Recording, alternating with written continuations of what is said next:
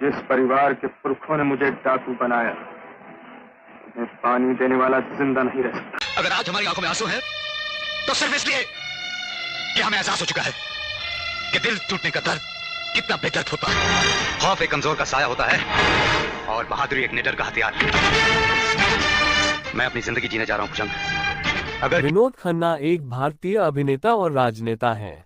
विनोद खन्ना का जन्म 6 अक्टूबर 1946 को पेशावर में हुआ था और साल 1947 में हुए देश के विभाजन के बाद उनका परिवार पेशावर से मुंबई आ गए। उनके माता जी का नाम कमला और पिताजी का नाम किशनचंद खन्ना था। वे 3 बहनें और 1 भाई थे। अभिनेता राहुल खन्नार और अक्षय खन्ना दोनों विनोद के बेटे हैं। विनोद ने अपनी 2 शादियां की थीं।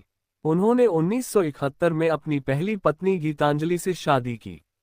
उनकी पहली पत्नी गीतांजलि से अक्षय और राहुल खन्ना है। 1985 में खन्ना और गीतांजलि ने तलाक ले लिया। 1990 में खन्ना ने उद्योगपति शरयू दफ्तरी की बेटी कविता दफ्तरी से शादी की। दूसरी पत्नी कविता से उनका बेटा साक्षी और बेटी श्रद्धा है। उन्होंने दूसरी कक्षा तक सेंट मैरी स्कूल, बॉम्बे में पढ़ाई की और फिर दिल्ली स्थानांतरित हो गए। 1957 में परिवार दिल्ली चला गया, जहां उन्होंने Delhi public school, Mathura road में पढ़ाई की। हालांकि 1960 में उनका परिवार वापस बंबई चले गए और उन्हें नासिक के पास देवलाली में बार्न स्कूल भेज दिया गया। बोर्डिंग स्कूल में उन्होंने महाकाव्य 16वां साल और मुगले आजम फिल्म देखी और उनको मोशन पिक्चर्स के साथ लगाव हो गया। वहीं उन्होंने सिडेनहैम कॉलेज, बॉम्बे से वाणिज्य की डिग्री के साथ स्नातक की उपाधि प्राप्त की। कहा जाता है कि खन्ना साहब को क्रिकेट बहुत पसंद था। 1979 में भारत के इलस्ट्रेटेड वीकली में लिखे अनुसार उन्होंने कहा था कि लोग ऐसा सोच सकते हैं कि मैं सिर्फ एक फिल्म स्टार हूं, लेकिन एक समय था जब मैंने टेस्ट खिलाड़ी बुद्धि कुंदरन के साथ क्रिकेट खेला था। बाद में मैं हिंदू जिम में एकनाथ सोलकर के साथ खेला। मैं नंबर 4 पर बल्लेबाजी करता था, लेकिन जब मुझे एहसास हुआ कि मैं विश्वनाथ नहीं बन सकता, तब मैं फिल्मों से जुड़ गया। आज भी फिल्में नहीं बल्कि क्रिकेट मेरा पहला प्यार है। विनोद को पहली बार सुनील दत्त ने उनकी ग्रेजुएशन के बाद देखा था, जिसके बाद उन्होंने सुनील दत्त की फिल्म मन के मीत 1968 से बॉलीवुड में डेब्यू किया था। इस फिल्म में उन्होंने खलनायक की भूमिका निभाई थी और इस फिल्म के नायक सोमदत्त थे। अब मैं आपको थोड़ा शॉर्ट में आपको बताता चलूं कि सोमदत्त सुनील दत्त साहब के बड़े भाई और एक्टर संजय दत्त के मामा हुए। ये फिल्म तमिल फिल्म कुमारी पेन की रीमेक थी।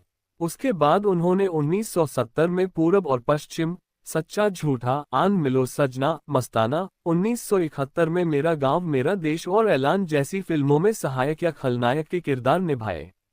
खन्ना उन अभिनेताओं की लिस्ट में आते हैं जिन्होंने खलनायक की भूमिका निभाते हुए लोकप्रिय नायक की भूमिका में नजर आने लगे।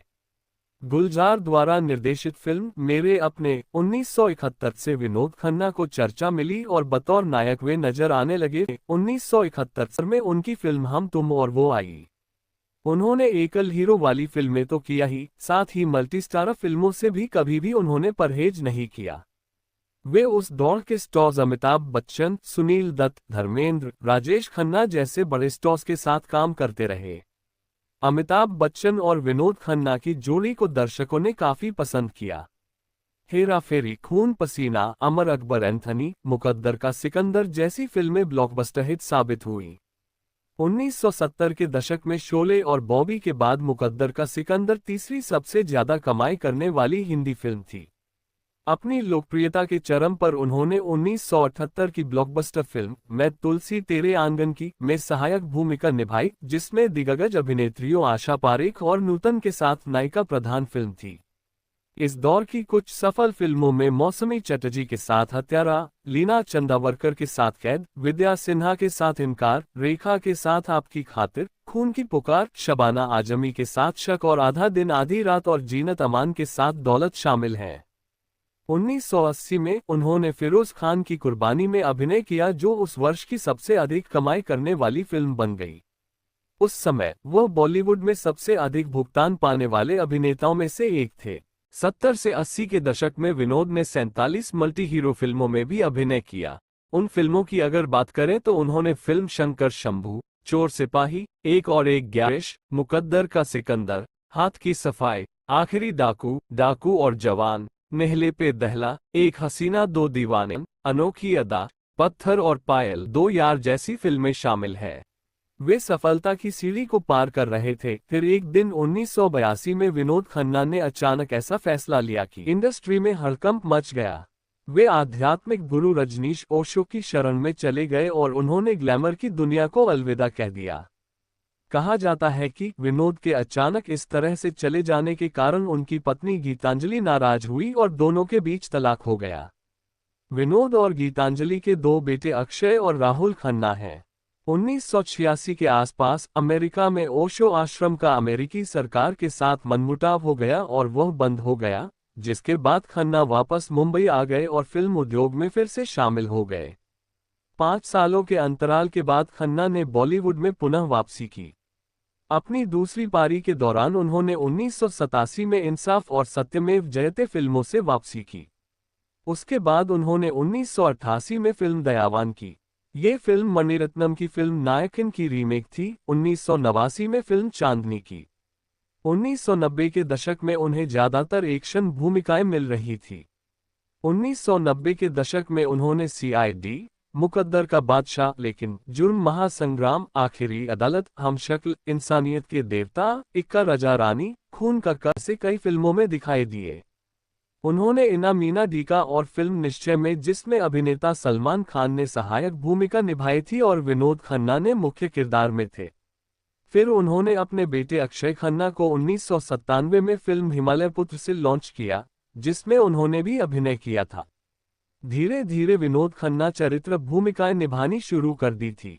उन्होंने 2002 में दीवानापन, 2010 में red alert, the war within के साथ साथ सलमान खान अभिनीत फिल्म वांटेड, दबंग 2010 और दबंग 2 जैसे ब्लॉकबस्टर फिल्म में एक दमदार पिता की भूमिका निभाई थी। उनकी मृत्यु से पहले रिलीज होने वाली उनकी आखिरी फिल्म शाहरुख खान के साथ 2015 की फिल्म दिलवाले थी, जिसका निर्देशन रोहित शेट्टी ने किया था। खन्ना ने फिल्मों के अलावा छोटे पर्दे पर भी काम किया था। उन्होंने स्मृति ईरानी द्वारा निर्मित हिंदी धारावाहिक मेरे अपने में काशीनाथ की भूमिका निभाई थी। उनके राजनीतिक करियर की अगर बात करें तो उन्होंने 1997 में भारतीय जनता पार्टी को ज्वाइन किया था और वर्ष 1997 और 1999 में वे 2 बार पंजाब के गुरदासपुर क्षेत्र से भाजपा की ओर से सांसद चुने गए। 2002 में वे संस्कृति और पर्यटन के केंद्रीय मंत्री भी रहे और बाद में वे भारत के विदेश राज्य मंत्री भी बने। कहा जाता है कि विनोद खन्ना एक गंभीर निर्जलीकरण से पीड़ित होने के बाद 2 अप्रैल 2017 को मुंबई के गोरेगांव में सर एच.एन. रिलायंस फाउंडेशन अस्पताल और अनुसंधान केंद्र में कुछ हफ्तों के लिए भर्ती कराया गया था। 27 अप्रैल को सुबह 11:20 बजे IST उनका निधन हो गया। उनके परिवार ने उनकी बीमारी के बारे में कोई भी जानकारी देने से इनकार कर दिया। 1999 में विनोद खन्ना को उनके 30 वर्ष से अधिक समय तक इंडस्ट्री में योगदान के लिए फिल्मफेयर लाइफटाइम अचीवमेंट अवार्ड से नवाजा गया था। 2007 में उन्हें फिल्मफेयर लाइफटाइम अचीवमेंट के लिए जी सिने अवार्ड और 3 मई 2018 को 65वें राष्ट्रीय फिल्म पुरस्कार समारोह में श्री खन्ना को मरणोपरांत दादा साहब फाल्के पुरस्कार उनकी पत्नी और बेटे अक्षय खन्ना को प्रदान किया गया। दोस्तों, यदि वीडियो अच्छी लगे तो वीडियो को लाइक और चैनल को सब्सक्राइब जरूर करें। धन्यवाद। जय हिंद।